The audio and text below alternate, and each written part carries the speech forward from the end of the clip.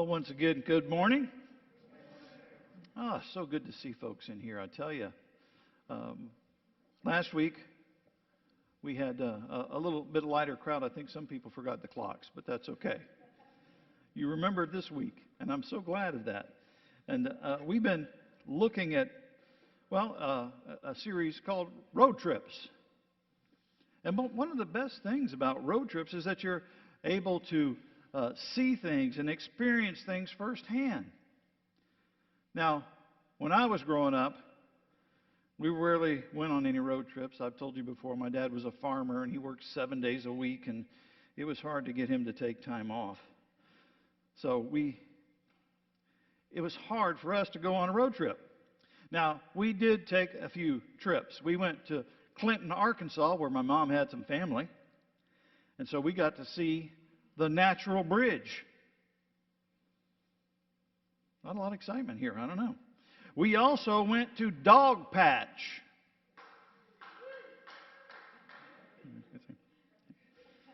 Yeah, it's based on the comic strip. It closed in 1993, so if you don't know it. We went to the Okefenokee Swamp in Georgia. Yeah. I know y'all are jealous because y'all had to do things like Disney and that. I mean, come on. But in looking at this week and thinking about these trips, I had to go back and look because the first time I went to Disney was in 1972, and no, my dad didn't take me. I had to go with my uncle. He took us with my cousins. But I wondered what the price was back then to get into Disney. The price to get into Disney when they first opened was $3.50. It's $109 now, so that just lets you know where things have gone. But, you know, my parents did give me something by doing this, by the lack of travel. They gave me a desire to travel and to see things because I never got to do it back then. And so have you ever considered this in life, that there are some inspirational and some influential wonders in this world that no road trip can rival? There are some things that are quite powerful in our daily life that we cannot see them no matter how far we drive, and that there's still a huge impact on our lives. Let me just share with you a few examples. One of the most influential things in our world today has to be Wi-Fi. When I have an internet connection, all is well, but but have you ever been where there's no Wi-Fi? But let's think about Wi-Fi. You can't see it, you can't smell it, you can't touch it, you can't taste it. It's silent, so we cannot hear it. But yet, when you don't have it, it can make for a really bad day. What about gravity? Same thing. You know, I know that gravity is there because when I trip and I fall, it hurts pretty bad. Now, lately, when I drop something, I'll sit there and look at it and wonder how bad I need it because it's way down there. Just too far. Let's just leave it there. Now, you can't see a virus with our regular sight. Yet, this last year, one virus has put our world on pause. And there's so many other things that are even more powerful and yet impossible to see. For example, one of the most powerful forces in our world is fear. And yet fear is impossible to see.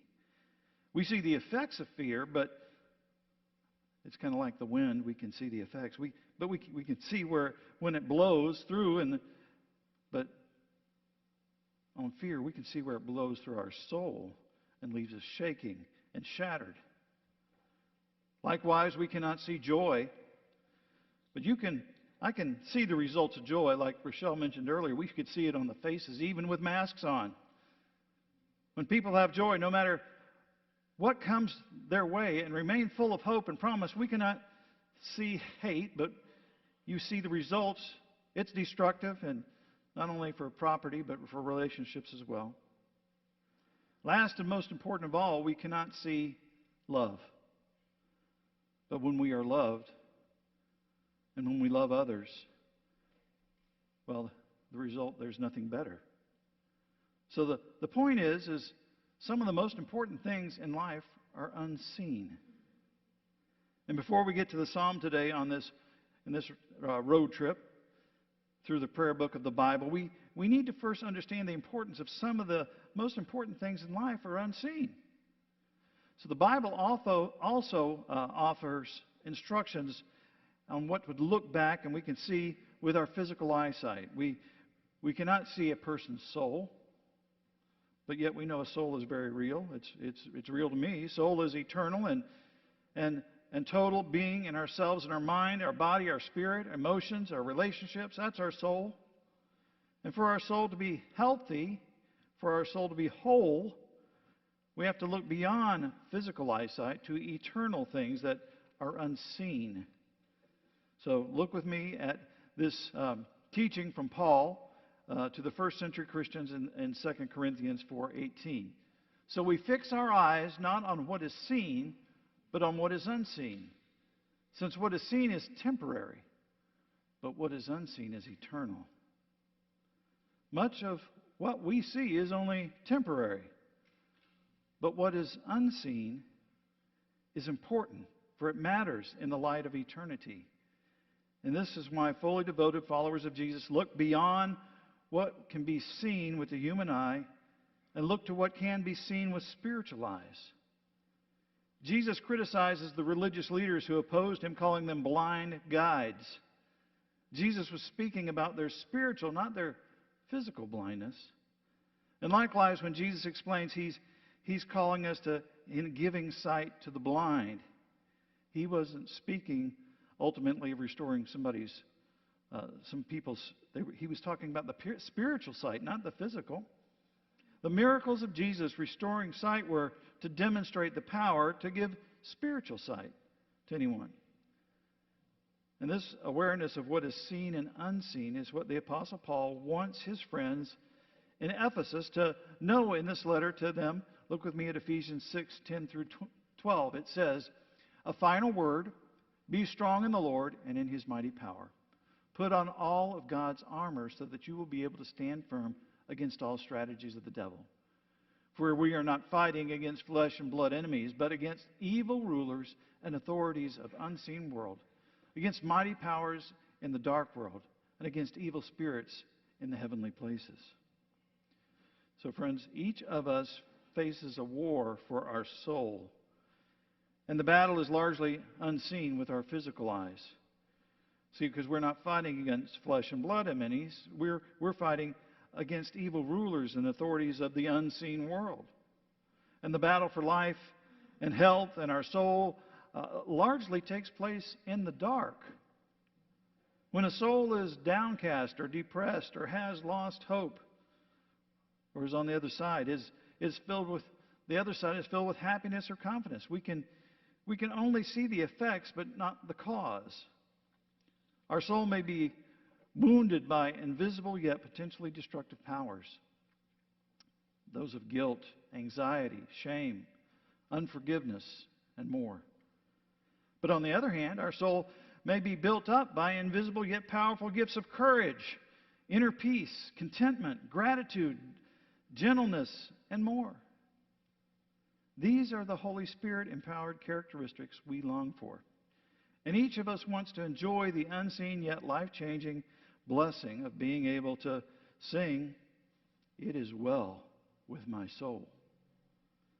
So today in our road trip through the Psalms, we're going to engage in this ancient prayer that's recorded for us in Psalm 2 that deals with both the seen and the unseen realities. Psalm 2 tells us how to live in such a way that our heart can sing, "It is well with my soul." Psalm 2 is part of a collection of psalms biblical scholars call the Royal Psalms. And these prayers and hymns are about both what is seen, but also about unseen. What was seen was that King David most likely wrote this prayer as a coronation for his son Solomon when he took power over Israel 3,000 years ago.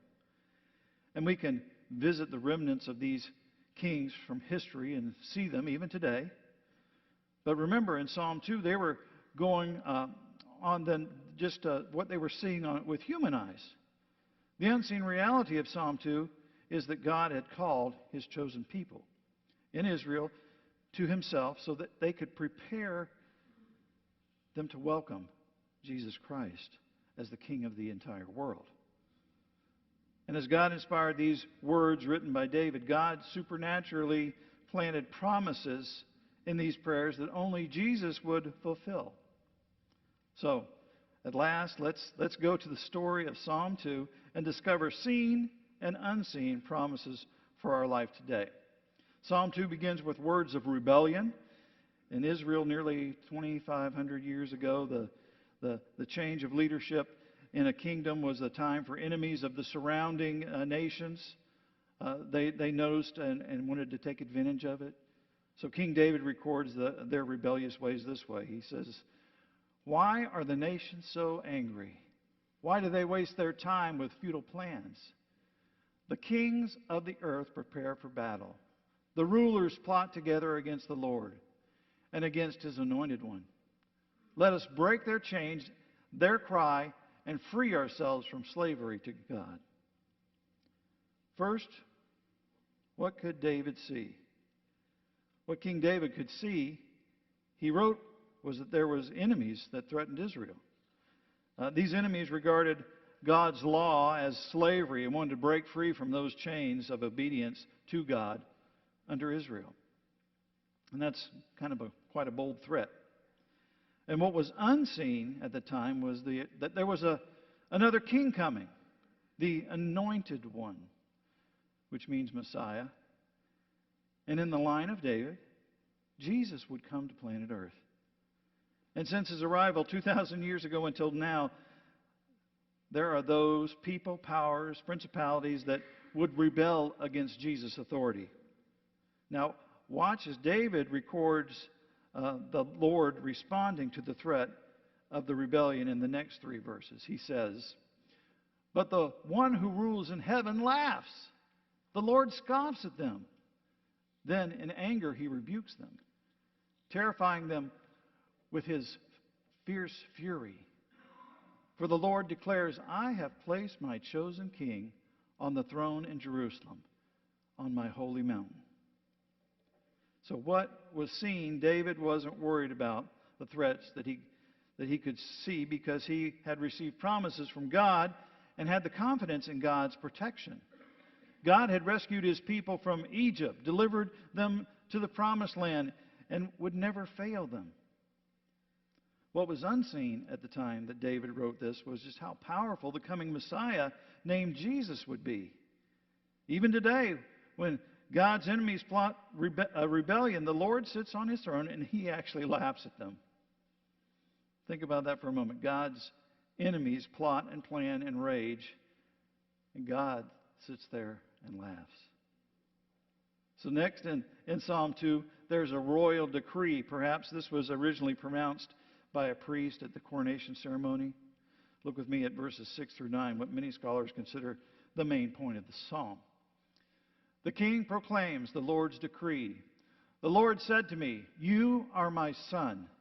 Today I have become your father. Only ask, and I will give you the nations as your inheritance, the whole earth as your possession. You will break them with an iron rod and smash them like clay pots.'" So, what was seen, David could see that the other kings and the other nations referred to themselves as sons of gods. And David believed that there was only one true God, adopted his son Solomon, who would be his father. With God on his side, the new king would be secure in his power and absolute. Now, what was unseen, David could not see, was that when Jesus began his public ministry at his baptism, an unseen voice from heaven would declare, "This is my beloved Son." That day, God revealed to all that he had, up to this point, revealed only to a few. That God in heaven is Jesus' Father. That God has so loved the world that God gave his only Son, that whosoever believes in him would not perish but have eternal life.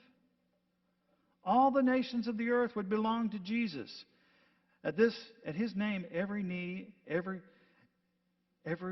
would bow and every tongue confess that he is Lord. Instead of the power of violence, Jesus would wield the power of a strong agape love. His power would be made perfect in his weakness. Jesus' crown would come by a cross in his meekness and would reveal his enemies' true weakness. So last, there is a warning against the powers and rulers that might go through the rebellion. Just as the psalm began with rebellion, it ends with the word. Now, not go there. So let's look at verses 10 through 12. Now then, you kings, act wisely. Be warned, you rulers of the earth. Serve the Lord with reverent fear and rejoice with trembling. Submit to God's royal Son, or he will become angry and you will be destroyed in the midst of all your activities. For his anger flares up in an instant. But what joy for all who would take refuge in him. So once again, what was seen? We see David could see that Israel's enemies needed to join his people in submitting to God by submitting to God's servant, well, in his case, Solomon. David had seen the benefits of his own life when he took refuge in the Lord. But what was unseen? What David could not see was that Jesus' call to his disciples would be to lay down their lives and to follow him. What David could not see was that Jesus would come not only to offer refuge to those who were weak and weary and heavy laden, Jesus would offer rest for the humble people's souls.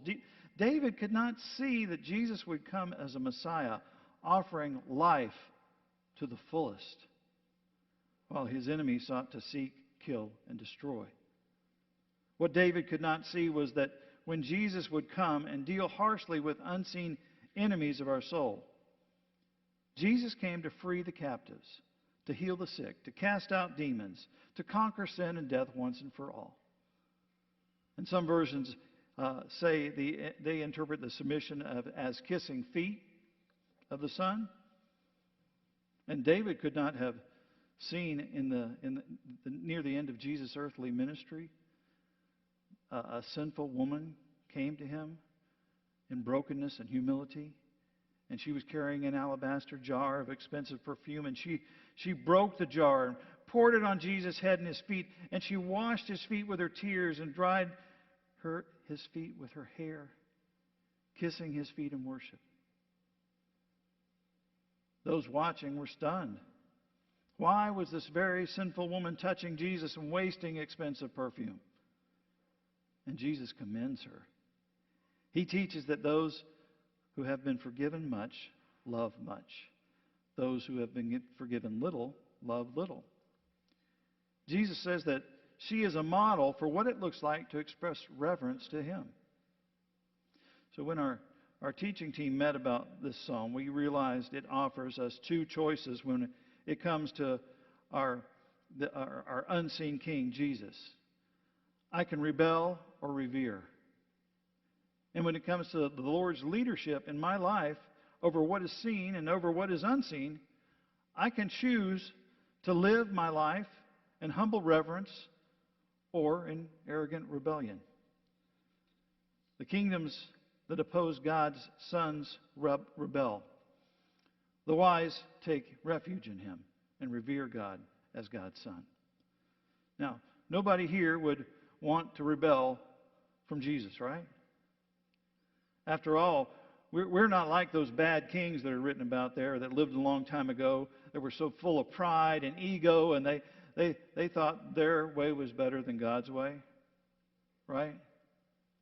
None of us would think that Jesus' way is about becoming a slave and bound up in chains from really living right. No. We wouldn't want to go about our activities too busy or too preoccupied to live our lives and acknowledge and revere Jesus. Right? We wouldn't be cavalier about when it comes to the Almighty and seek to take refuge in other things. We wouldn't do that. Well, before we answer too quickly, let's consider something that we can easily forget.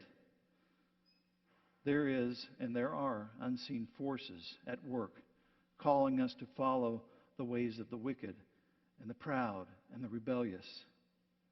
My rebellion against God is not one of me trying to overthrow the kingdom. It's honestly just to carve out a small bit of my own. I mean, I like being in charge. I'm not tempted to rob any banks or otherwise break the law. But the sad thing about the rebellion against God is that, like much of the psalm, it's often unseen. I want to calm my anxieties. I want to figure my own way out of troubles. I don't want to admit my troubled emotions and my confusion or even the temptations that come my way. This may be the most dangerous type of rebellion of all. In his book, The Screwtape Letters, author C.S. Lewis says this in his imagery dialogue between an elder demon and an apprentice demon. The elder demon says this. He says, "The safest road to hell is the gradual one, the gentle slope, soft underfoot, without sudden turnings, without milestones, without signposts." I too often only consider and avoid the big moments or the epic rebellions against God. But Satan can see the unseen, subtle, small places of rebellion as a foothold for distraction. Often I think of the big things. I think in terms of miles. But Jesus uses measurements like a mustard seed. I want to avoid big sins like murder. Well, Jesus wants to talk about my anger. Jesus wants to deal with me and you about any rebellion that's in our soul. Why? Because these are unseen forces that can destroy our soul. When we rebel in seen and unseen ways, we forget the power of our King and challenge Jesus' lordship. So remember in Psalm 2, when the rebellious challenge God's Son, the one who rules in heaven, laughs. I am, and we are no match for the Lord's power, the Lord's wisdom, the Lord's position as King. When I challenge Jesus' lordship, I may think I'm in charge, and I may like to flex my muscles and say, I got this. Yet Jesus never walks away. I imagine that he laughs only to keep from crying. Secure in his place and power, Jesus tenderly invites me to himself. He invites me to follow the example of the sinful woman with the alabaster jar of perfume and to revere him. Instead of puffing up with pride, Jesus invites me to humble myself and fall at his feet and worship him. And here's why this is powerful to me. Jesus sees me as I really am. He knows the unseen places of my heart. He knows my unseen fears. He knows my unseen foes. Jesus can see me better than I can see myself. And he even wants me to see my sins of pride and self-reliance. Why? When I see those dark places of rebellion, I can see in the light of grace. I will be able to see what the woman who fell at his feet saw. As she washed his feet with her tears and with her hair and kissed his feet, she saw the grace of Jesus. Because she knew how much she had been forgiven. She knew Jesus' love. She saw Jesus' love in her life. So, this Lent, we want to make our way to Easter, and may that be the true me and the true you, as we bring our unseen rebellion to the feet of Jesus. May we see the light of his grace in our lives. I'm going to invite the band to come back up. They're going to do one more song for us. And during that song, I invite you to challenge those places in your life. Those places in your life where, well, maybe you rebel. And I'm not talking about you guys wanting to rob a bank or murder somebody. If you do, please see me after service. But no, I'm talking about the things when we want to say, hey, I've got this, or I can handle this, or I can do this, or I know this, I got this. This is something I can take care of. Instead of making the Lord over your entire life, over all things. Not just the big decisions, the small ones too. I should get up in the morning and say, God, what am I wearing this morning? That's the way it should be. Because He knows better than I do. I would probably get it messed up. I wouldn't match.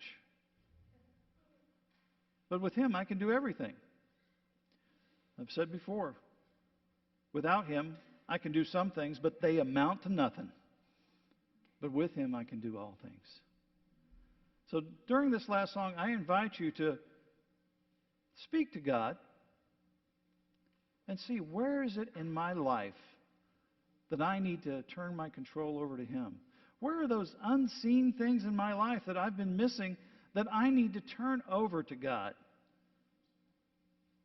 So our altar is going to be open, or you can pray where you are. Those of you watching at home, pray right where you are, unless you want to get in your car and come down here. You've got, maybe 5 minutes. You can make it. But I encourage you to spend this time in prayer and seek what God wants to do in your life.